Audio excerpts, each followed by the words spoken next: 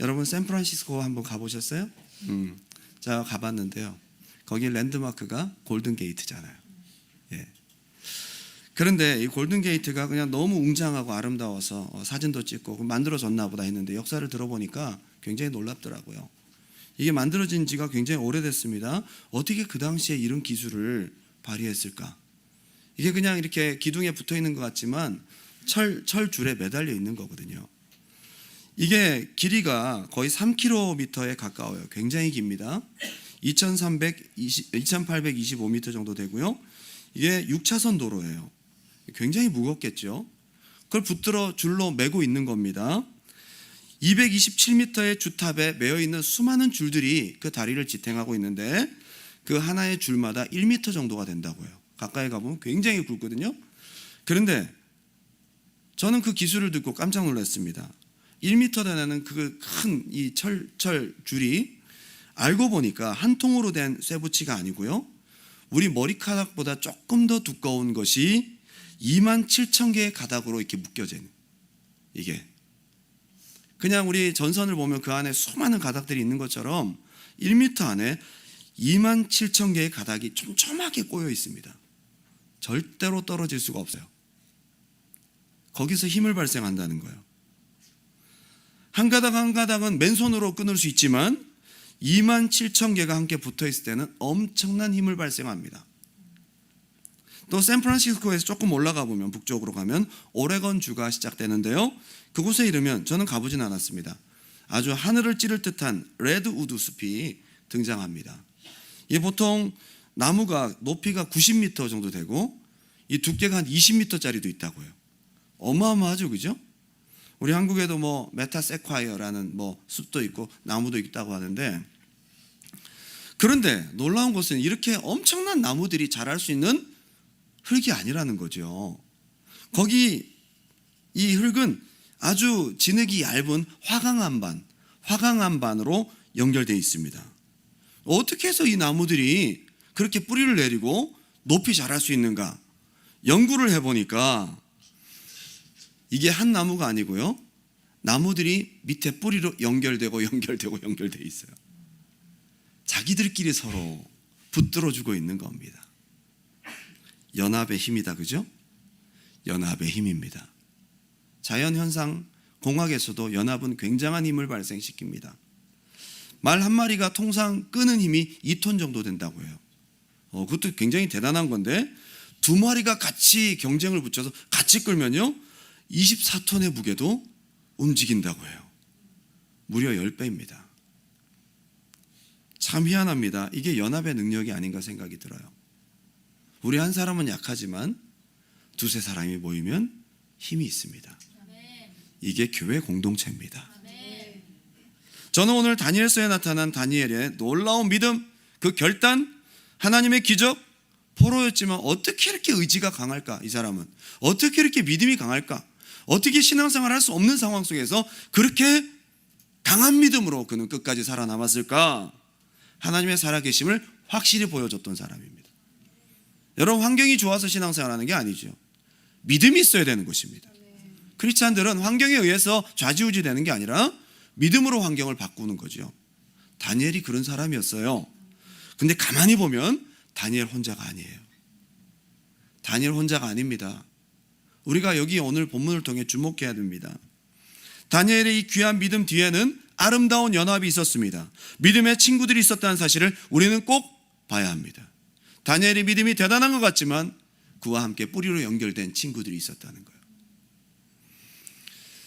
어떠한 환경적 어려움, 수많은 유혹, 그리고 눈만 뜨면 죄악투성이인 우상의 나라 한가운데서 느부갓네살의 폭군의 위험, 칼의 위험, 활활 타는 풀무불의 두려움, 죽음마저도 다 이길 수 있게 했던 것은 다니엘의 믿음과 함께 친구들과의 놀라운 연합이 있었다는 겁니다. 성경 역사를 통해 우리에게 당당하게 보여주고 있습니다. 오늘 저는 다니엘과 세 친구의 아름다운 연합에 대해 한번 묵상해 볼 수 있기 바랍니다. 다니엘의 믿음도 참 중요하지만 그들의 강력한 연합으로 이런 결과가 생겼다.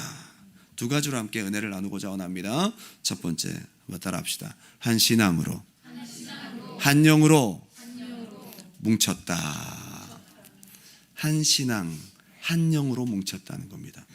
이 용어를 잘 들으십시오. 한 하나님 신앙, 한 말씀, 한 약속, 한 영으로 뭉쳤다는 겁니다. 많은 숫자가 아니었습니다. 4사람이었거든요.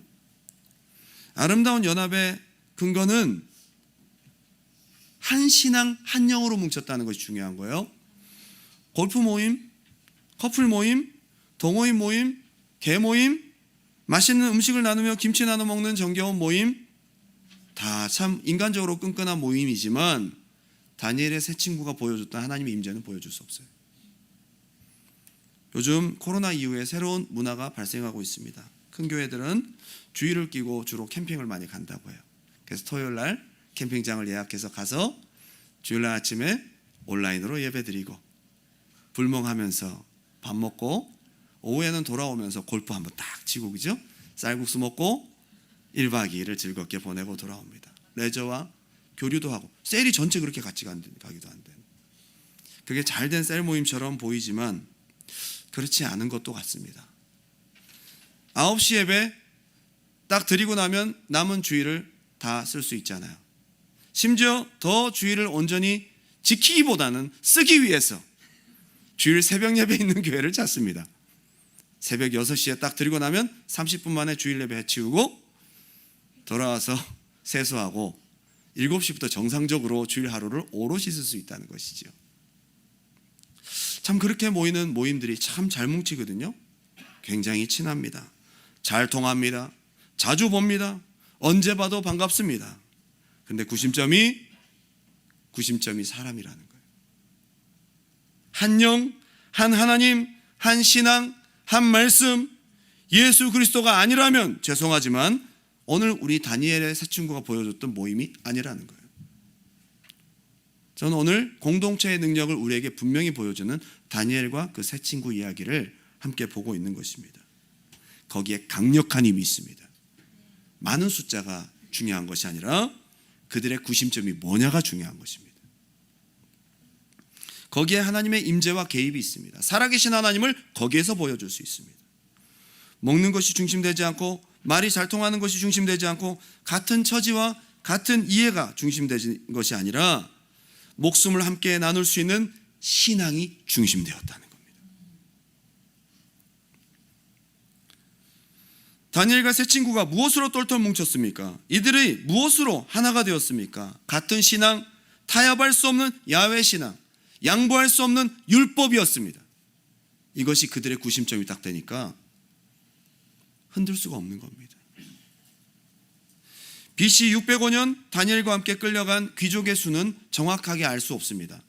상당히 많은 수가 끌려갔을 거예요. 그런데 돌아온 이야기를 보니까 약 70년 후에 스룹바벨과 함께 바벨론 페르시아에서 1차 포로기한이 될 때 5만 명이 조금 안 되는 숫자가 돌아왔거든요. 10,000명 이상이 아마 끌려가지 않았을까 생각합니다. 최소한. 그 귀족들은 전부 율법에 정통한 자들이었고 야훼를 믿는 선민의식이 가득한 유대인들이었습니다. 그런데 환경에 따라서 와야 되고 말았어요. 4사람 빼놓고는. 많은 수가 나라를 바꾼 것이 아니에요. 4사람의 야훼 신앙, 4사람의 같은 영, 같은 말씀, 같은 신앙이 바벨론이란 나라를 바꿔버렸어요. 이게 하나님이 인정하시는 공동체입니다. 저는 우리 두란노교회 여러분의 셀이 세상을 바꿀 수 있기 바랍니다. 좀 어려움이 생기면 와르르 와야 되는 것이 아니라 바꿀 수 있는 것입니다. 저는 코로나라는 어려운 포로적 환경, 코로나라는 것이 어쩌면 우리에게 닥친 바벨론 포로기와 같은 시간이 아닌가 생각합니다. 신앙생활하기 어렵죠. 모일 수가 없는데요. 온라인도 뭐 제대로 되면 좋겠지만 맨날 끊어지고 현장감이 없잖아요. 그렇게 한 3년을 보내다 보니까 어떤 결과가 생기냐 하면 다니엘의 세 친구와 같은 신본주의적 힘있는 공동체는 코로나가 지난 다음에 더 부흥하고 오래도록 전통적으로 하나님을 섬긴 인본주의적 공동체는 무너지고 말았어요. 어쩌면 우리에게 닥친 어려움과 우리에게 현실에 닥친 고난은 우리의 공동체, 우리가 속한 공동체의 힘이 어느 정도인지를 진위 여부를 알려주는 귀한 시간이 된지도 모릅니다. 다니엘과 세 친구는 모든 것을 신앙 안에서 이해해주고 지지해주고 기꺼이 동의하고 함께 목숨 걸고 기도해주는 식구들이 있었기에 이 바벨론을 살아가는 데 있어서 큰 재산이었고 능력이었고 힘이었다는 겁니다. 저는 우리 두란노 교회가 여러분이 삶을 살아가며 어떠한 고난과 어려움이 있다 할지라도 여러분이 교회 와서 예배드리고 셀 모임하고 서로가 기도해주고 하면서 극복할 수 있는 힘 있는 공동체가 되었으면 좋겠습니다. 그걸 다니엘의 세 친구가 보여주었습니다. 우리에게 하나님을 향한 목숨 건 헌신, 타협할 수 없는 신앙, 바른 신앙, 바른 말씀 위에 하나님이 지지하실 고백 위에 뭉쳐져 있다 보니까 하나님이 여기에 역사하십니다. 강력한 하나님의 지지하심이 있습니다. 어떤 모임에 하나님의 임재와 지지하심이 있을까요? 바로 신앙으로 뭉쳐진 공동체입니다. 풀무불 앞에서도 함께 불에 들어갈 담대함을 갖고 있습니다. 지금 분위기가 느부갓네살과 같은 폭군이 막 얼굴이 막 울그락불그락 하면서 풀무불이 7배로 뜨거워집니다. 당장 거기 들어가야 합니다. 혼자 있으면 무서웠을 것입니다. 그런데 함께 들어갈 세 친구가 있었을 때에 그들이 굴하지 않습니다. 중요한 것은 풀무불에 던져졌을 때 주님이 거기 계셨습니다. 이 모임이 힘 있는 공동체예요. 이 모임이 하나님이 지지하시는 공동체라는 말이에요. 여러분의 셀에 하나님이 계시기 바랍니다. 저는 우리 두란노 교회에 하나님이 계시길 바랍니다. 우리가 뭘로 뭉쳤냐 이거죠. 뭘로. 마태복음 18장에 나도 그들 중에 있느니라. 두세 사람이 내 이름으로 모인 곳에, 두세 사람이 식당에 모인 곳에, 두세 사람이 골프 치는 모임에가 아니라 두세 사람이 내 이름으로 모인 곳에 여러분의 모임이 예수의 이름이 있기 바랍니다. 한 영, 한 신앙으로 모일 때 저는 잃어버린 신앙 공동체의 인본주의적 모임이 이러한 강력한 신본주의적 모임으로 회복돼야 된다고 믿습니다. 저는 기도하면서 교회가 이 신앙으로 하나 되게 해달라고 기도하고 있습니다. 청년, 중고등부 학생들이 친교와 이성, 술, 세상 문화로 하나 되는 것이 아니라 어디서 모이든지 믿음으로 하나 될 수 있도록 교회잖아요. 교회. 교회는 교회답게 믿음을 증진시키는 아름다운 하나님의 공동체가 되어야 된다는 것입니다. 저는 초대교회의 원형을 어쩌면 사드락과 메삭과 아벳느고 다니엘이 보여주었다고 생각합니다. 어떠한 핍박에도 살아남고 승리할 수 있는 힘. 폭군 네로의 핍박으로부터 10명의 황제가 지나갑니다. 전부 크리스찬들을 핍박하는 260년간의 시간, 모진 고통의 시간이 있었음에도 불구하고 기독교는 살아남았습니다. 바로 신본주의적 모임, 부활신앙, 예수신앙으로 똘똘 뭉쳐 있었기 때문입니다. 절대 인본주의적 모임은 살아남을 수가 없습니다. 이것으로 연합되지 않는다면 조금만 핍박이 있어도 무너집니다. 조금만 어려움이 있어도 흩어집니다. 조금만 기분 나빠도 교회를 떠납니다. 불편한 소리 한마디 들어도 견디질 못합니다. 조금만 누구하고 안 맞아도, 조금만 불편해도, 조금만 바쁘고 피곤해도 그 공동체는 와르르 무너져 버리고 맙니다. 저는 우리 두란노 교회가 다니엘의 세 친구를 통해서 교훈받아 어떤 것도 흔들 수 없는 신앙 공동체, 예수 공동체가 되길 바랍니다. 이 세 친구의 연합은요, 실제로 느부갓네살도 흔들지 못했어요. 죽음의 위협도, 풀무불의 위협도, 주변의 시기와 질투, 모함과 참소, 사자굴도 흔들 수 없었습니다. 맞지 않는 우상의 한가운데 살면서 모든 음란한 세상 문화의 유혹에서도 모든 걸 이길 수 있는 강력한 삼겹줄이 바로 공동체였다는 거예요. 이게 힘입니다. 여러분, 그런 의미에서 볼 때 주님이 중심된 교회는요, 힘없는 것이 아니라는 거예요. 그냥 세상 커뮤니티가 아니라는 거예요. 이것은 모든 것을 이길 수 있는, 세상을 이길 수 있는, 음부의 권세를 이길 수 있는 힘이라는 것입니다.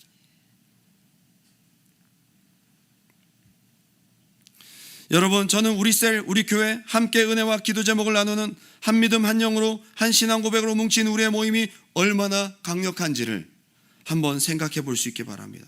여러분, 셀 모임 하다 보면 참 보면 때로는 너무 조촐하잖아요. 교회에서 모이다 보면 커피 그냥 한 반잔 정도 드시고 과자 부스러기를 나눠 먹고 너무 초라하고 조촐해 보입니다. 막 화려한 얘기를 나눈 것도 아닙니다.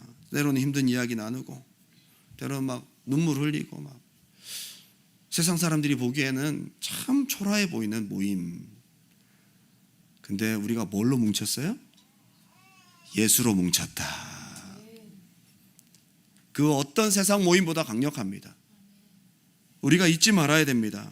이게 바로 교회입니다. 전도서 4장 9절, 두 사람이 한 사람보다 나음은 그들이 수고함으로 좋은 상을 얻을 것임이라. 혹시 그들이 넘어지면 하나가 그 동물을 붙들어 일으키려니와 홀로 있어 넘어지고 붙들어 일으킬 자가 없는 자에게는 화가 있으리라. 또 두 사람이 함께 누우면 따뜻하거니와 한 사람이면 어찌 따뜻하랴. 한 사람이면 패하겠거니와 두 사람이면 맞설 수 있나니 세겹줄은 쉽게 끊어지지 아니하느니라. 성경적 교훈이기도 하고 공동체의 힘을 어필해주는 굉장히 중요한 메시지입니다. 다니엘과 세 친구는 한 믿음 안에서 이들이 연합함이 얼마나 강력한 힘이 있었는지를 보여주는 성경 속 중요한 증거요 역사였습니다. 두 번째, 그 아름다운 연합의 열매들, 결과들이 있습니다. 한번 따라합시다. 결과들은 어떤 결과가 있었을까요? 기적과 체험이 있었습니다. 하나님의 함께하심, 하나님의 나타나심. 다니엘서 1장에 보게 되면 신본주의적 연합으로 말미암아 다니엘과 세 친구가 이 죽음의 위협을 통과합니다. 바벨론 포로 죽음의 위협 환경도 이겨냅니다.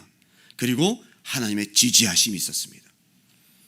그들의 얼굴이 누가 보더라도 채소만 먹은 사람들의 얼굴이 아니었습니다. 하나님이 그들에게 뛰어난 은사를 주셨습니다. 하나님의 지지하심이 있었던 것입니다. 오늘 우리가 읽었던 다니엘서 2장에는 느부갓네살이 꿈을 풉니다. 꿈을 꿉니다. 그리고 이 꿈을 풀어내지 못하면 다 죽이라는 명령, 무시무시한 명령을 내렸습니다.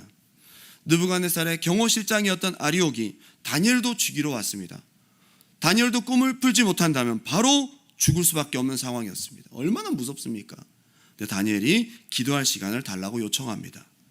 대신 꼭 응답을 가져올 거라고 얘기를 합니다. 그리고 오늘 본문을 읽어보니까 이렇게 시작합니다. 다니엘서 2장 17절, 이에 다니엘이 자기 집으로 돌아와서 그 친구 하나냐와 미사엘과 아사랴에게 그 일을 알리고 하늘에 계신 하나님이 이 은밀한 일에 대하여 불쌍히 여기사 다니엘과 친구들이 바벨론의 다른 지혜자들과 함께 죽임당하지 않게 하시기를 그들로 하여금 구하게 하니라. 어려울 때 함께 기도 제목을 나누고 중보기도를 요청합니다. 이 네 사람의 기도가 놀라운 능력으로 나타납니다. 하나님께서 그 밤에 이들에게 환상을 보여주셨습니다. 위기의 순간 신본주의적 하나의 신앙으로 연결된 작은 공동체에 하나님의 응답은 선명하게 나타납니다. 여러분, 합심기도도 그냥 되는 것이 아니에요. 여러분, 합심, 한 영으로 합심할 때의 기도가 응답이 있는 것이지요. 저는 우리 두란노 교회가 신본주의적 연합 한 영으로 온전히 하나가 되어 어떠한 위기 속에서도 함께 기도하고 하나님의 개입을 맛볼 수 있는 우리의 셀과 공동체가 되길 바랍니다. 누가 아프다면, 누가 어려움 당했다면, 누가 슬픈 일을 겪었다면, 누가 위기 가운데 있다면 우리가 한 영으로 하나만 되어 있다면 어떤 것도 두려워할 필요가 없다는 것입니다. 합심하여 기도하면 시너지 효과가 발생합니다. 시너지는 함께라는 신, 그리고 에너지가 합쳐진 말입니다. 1+1은 2가 아닙니다. 절대 아닙니다. 합심기도도 그냥 모여서 기도한다고 되는 것이 아니라 한번 따라합시다. 한 영으로, 한 믿음으로. 예, 그렇게 모여서 기도할 때 주님이 강력하게 역사하십니다. 제가 예전에 사역했던 캠퍼스 기도 모임, 그 중에 참 기억이 나는 캠퍼스가 있었습니다. 상명대학교. 거기는 한 사람밖에 없었습니다. 그 친구가 지금 신학한다고 저한테 연락이 왔더라고요. 그때는 날라리였는데 그 친구가 자기 학교에도 캠퍼스 기도 모임을 만들겠다고 선포를 했습니다. 그러더니 게시판에다가 한 100장 복사해서 캠퍼스 기도 모임, 막 포스터를 보니까 어마어마해요. 뭐 한 100명 모이는 것 같아. 근데 모임 인원은 혼자였습니다. 어느 강의실을 빌려서 그걸 얼마나 돌렸는지 한 20명 찾아왔더래요. 그 왔다 가고 하는데 자기가 혼자 기도할 때보다 한 사람이 딱 붙으니까 그때부터 폭발적인 부흥이 일어나기 시작합니다. 한 학기가 끝날 때쯤 가장 급성장한 캠퍼스가 바로 그 캠퍼스였습니다. 교회를 한 번도 나가보지 않은 아이들이 가장 좋아하는 찬양이 뭐냐? 하나님의 나팔 소리. 이건 너무 센 찬양인데? 아이들이 너무 센 찬양을 불러요. 그 캠퍼스 기도회 리더가 시킨 대로 그대로 제자화가 되어서 하나님의 나팔 소리. 주님 곧 오신다고 막 그러고 말이죠. 얼마나 뜨거운지 몰라요. 혼자 기도할 때보다 두 사람이 합쳐지니까 와, 폭발적인 부흥이 일어나기 시작합니다. 하나님이 기뻐하시는 합심 기도인 것이죠. 저는 그것을 보았습니다. 미국의 조지 트루엣 박사님의 이야기입니다. 그분은 오랫동안 달라스의 제일 침례교회를 담임하시던 목사님이셨는데 그분이 젊은 신학생 때에 여름방학 동안 야외 집회를 하곤 했었거든요. 근데 서부 텍사스에서 집회를 하는 동안 설교가 끝나고 났는데 어떤 키가 큰 목장 주인이 달려왔어요. 목사님한테 대뜸 하신다는 얘기가, 목사님 하나님 말씀을 다 믿으십니까? 아니, 방금 설교하고 내려온 목사님한테 하나님 말씀 믿으십니까? 물어보는 거예요. 아, 믿지요. 그러면 마태복음 18장 19절도 확실히 믿으십니까? 그게 뭐였더라? 그게 뭔지 모르겠지만 믿습니다. 그랬더니 성경책을 찾아 보여주면서 보십시오. 무엇이든지 합심하여 기도하면 응답된다 그랬죠? 이걸 믿는다는 분은 처음이라는 거예요. 여러 사람들한테 물어봤는데 이걸 믿는다고 대답한 분은 목사님이 최초라는 거예요. 그래서 그 자리에서 바로 기도하자고 얘기를 하는 거예요. 제가 왜 이 말씀을 믿느냐고 물어봤냐면 저희 가족이 예수 믿어야 되겠는데 저 말고는 아무도 믿는 사람이 없습니다. 저희 농장에 일하는 그 사람도 믿어야 되겠는데 아무도 없습니다. 제가 성경을 읽다가 두 사람만 합심해서 기도하면, 진짜 믿음으로 기도하면 응답된다 그래서 제가 믿음 있는 사람 찾아다니는데 오늘 믿는다고 했지요. 그래서 그 목사님 손을 잡고 사람을 다 쳐다보는데 막 기도했어요. 아니, 그 목장 주인이 막 구령열정이 넘치는 거야. 그 목사님도 막 기도하는데 한 마음으로 믿음으로 두 사람이 기도했단 말이에요. 놀라운 일이 일어났습니다. 트루엣 박사님은 그 같이 기도를 하고 난 다음에 바로 다음 날 저녁 모임에 말씀을 전하러 갔는데 그 목장 주인과 함께 5명이 따라오더래요. 그 일하는 남자 1명하고 자기 와이프 그리고 3 자녀가 따라옵니다. 응답되었어요. 응답되었어요.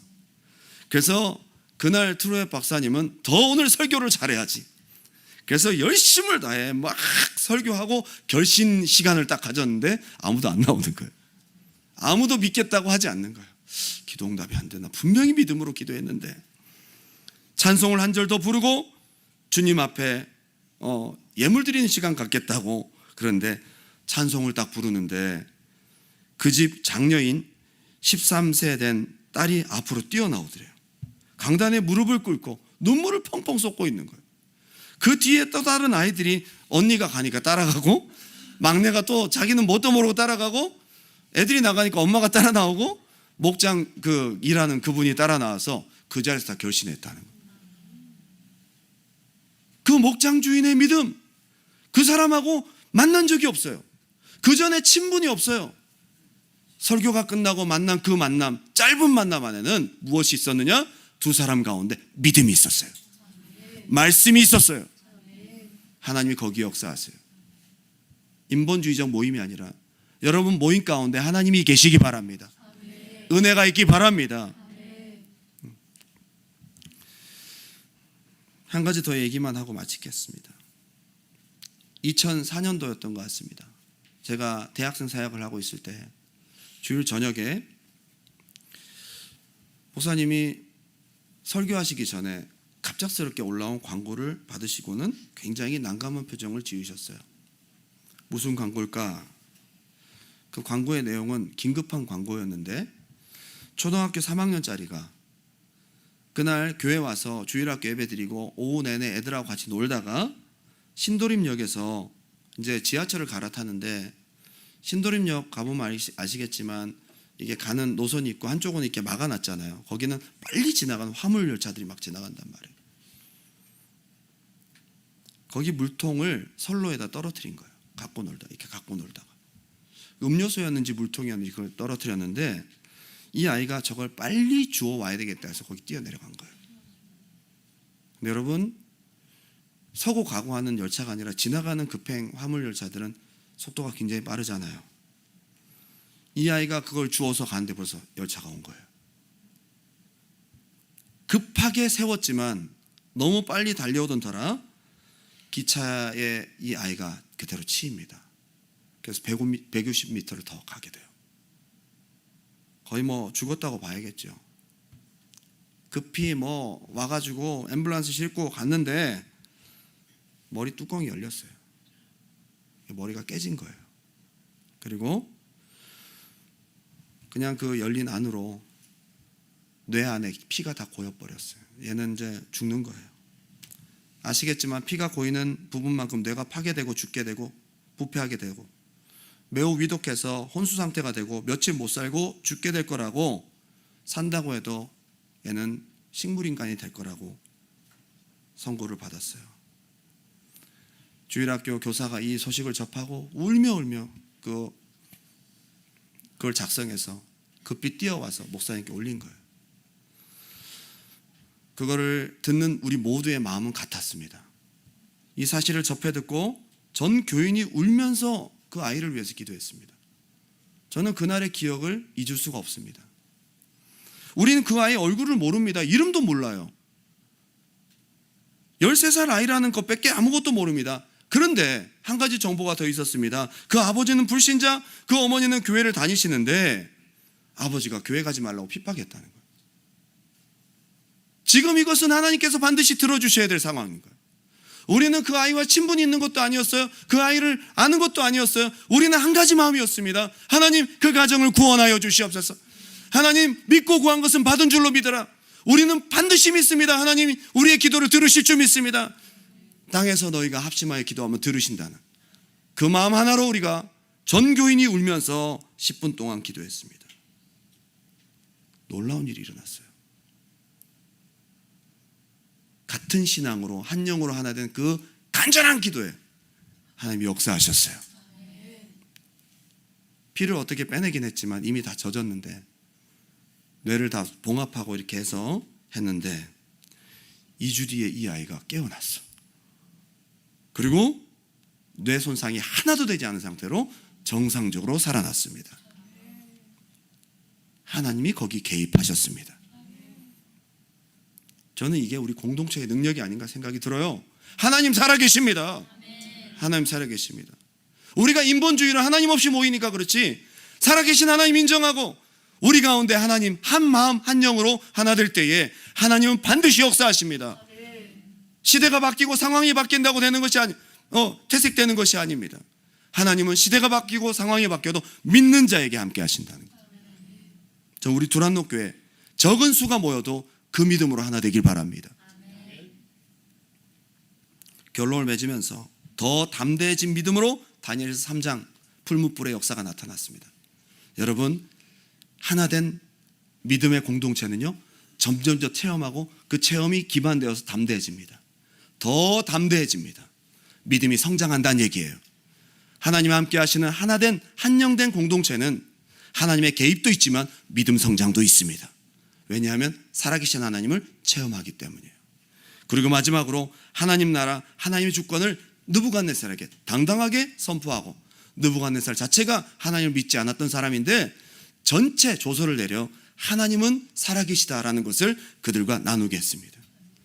여러분, 이것은 네 사람이라는 작은 사람들이 한 것이 아닙니다.